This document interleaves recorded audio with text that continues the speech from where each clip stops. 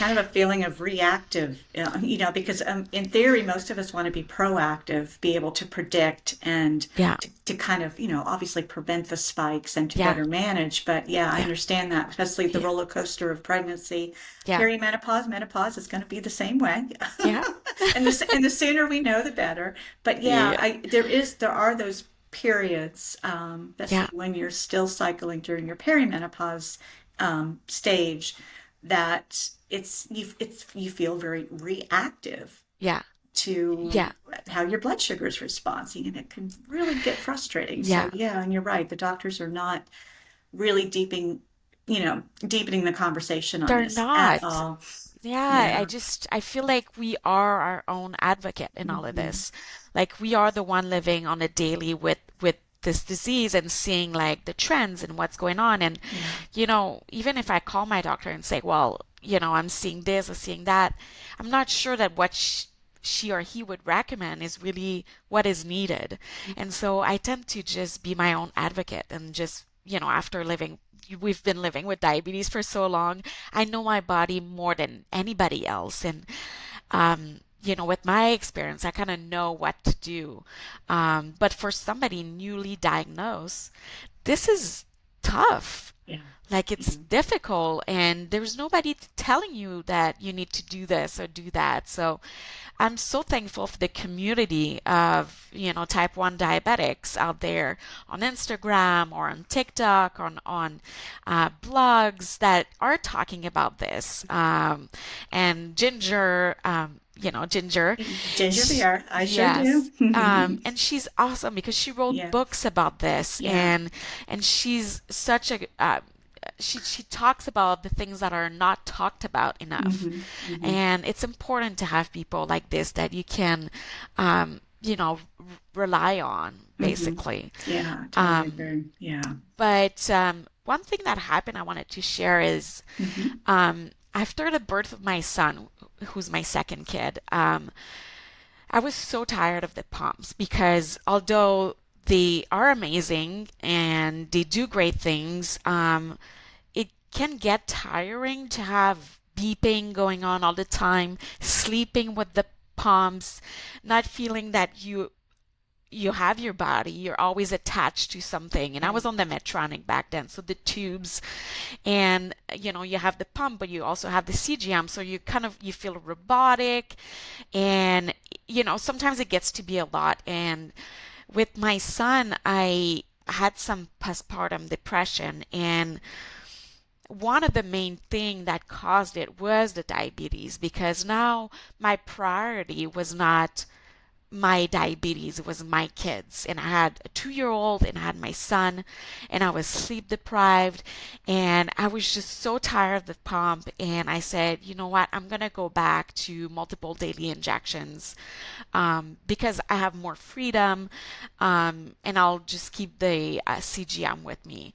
And that seemed to work, fine for a while. But one other thing is, over time with diabetes, sometimes you stop feeling your low blood sugars, which is called, I think it's called hypoglycemia unawareness. Hmm. And I remember my endocrinologist when I was young. He told me this. He says, Liz, right now you feel your low blood sugar and you have all the symptoms, the shakiness, the sweating, and the confusion, but eventually you won't feel them as much. So you won't be able to rely on that to say, oh, hey, I'm low. And that really happened after the birth of my son. And I wasn't feeling my lows at all, like until I was, at one, or like I was really, really low. So that's super dangerous. And I had a terrifying low blood sugar episode. And that was the most traumatic episode that ever happened to me in my life. So basically, I woke up early in the morning, and breastfed my son, and I injected 1 unit of short acting because I was trending high, and I went back to bed and fell asleep. And I didn't wake up. And when I woke up, all the emergencies were in my bedroom. My in-laws were there, my kids were there, and I was so confused. I didn't know what happened.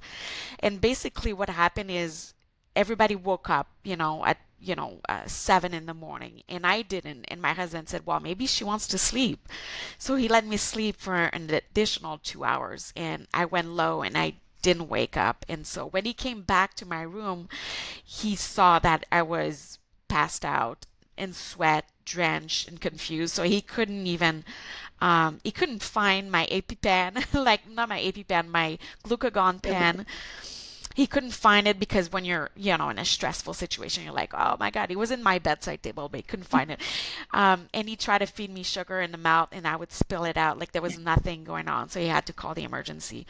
And that really shook me because, um, the other thing is I travel a lot for work and I travel alone. And if that would have happened when I'm in a hotel room alone, I would have died.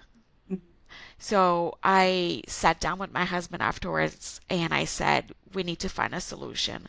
And that's why I decided to go and on Omnipod, because, it's suspend when it's low.